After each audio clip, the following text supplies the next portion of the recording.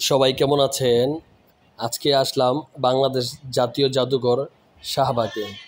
এই জাদুঘরটা খুবই সুন্দর। এটা হচ্ছে বাহিরে দৃশ্যটা যখন ঢুকতেছিলাম, এটাতে মনে হয় 2010-এ গিয়েছিলাম। তারপর আজকে মাহাদির আম্মুকে আর মাহাদিকে নিয়ে আসলাম জাদুঘরটা দেখার জন্য। এটার ভিতরে খুব সুন্দর সুন্দর অনেক জিনিস আছে, যেটা মাহাদি দেখলে খুব খুশি হবে। তাই এই যে এই দৃশ্যটা দেখতে পাচ্ছেন, এটা হচ্ছে সেন্ট মার্টিনের একটি দৃশ্য। এটা যেমন একদম প্রাকৃতিক, যেমন সেন্ট মার্টিন চলে এসেছে, এত সুন্দরভাবে তারা সাজিয়েছে, দেখতেও খুব সুন্দর লাগে।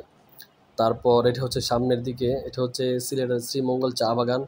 যেমন মনে হবে যে একদম আমরা শ্রীমঙ্গল চলে আসছি, এত প্রাকৃতিকভাবে তারা সাজিয়েছে। তারপর সামনের দিকে যাচ্ছি, এই যে এটা হচ্ছে গ্রামীণ একটি দৃশ্য, যেখানে গৃহিণী ধান লাড়তেছে, কৃষক ধান আনতেছে।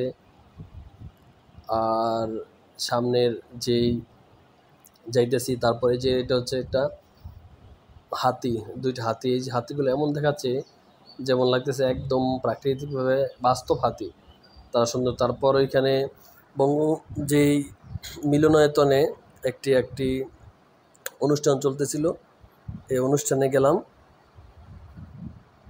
তাই আমরা বসে একটু যে জাতীয় মিলনায়তনের যেই জায়গাটাকে বসে একটু অনুষ্ঠানটা উপভোগ করলাম।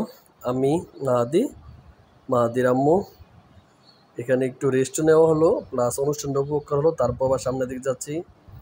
এই যে এটা হচ্ছে নৌকা বাইচের একটা নৌকা, বিশাল বড় এই নৌকা। এই নৌকাটাও খুব স্মৃতি হিসেবে রেখে দেওয়ার জন্য তারা এখানে রেখেছে। এমন নৌকাও এখন আর সচরাচর দেখা যায় না, তাই দেখলাম। তারপর চলে আসলাম আরও কিছু পুরাতন যেই আসবাবপত্র। এই যে এটা হচ্ছে একটা মটকা, এটার পানি যে খুবই ঠান্ডা। এটা আগে তারা ইউজ করতো, আগের দিনের মানুষ। এটা হয়তো এই যুগের মানুষ এটা চিনবেই না, এই মটকাটা। এটার ভিতরে যদি পানি খাওয়ায় তাহলে পানিগুলো নাকি আগে খুবই ঠান্ডা থাকতো, মানে ফ্রিজের প্রয়োজন ছিল না। সবাইকে ধন্যবাদ।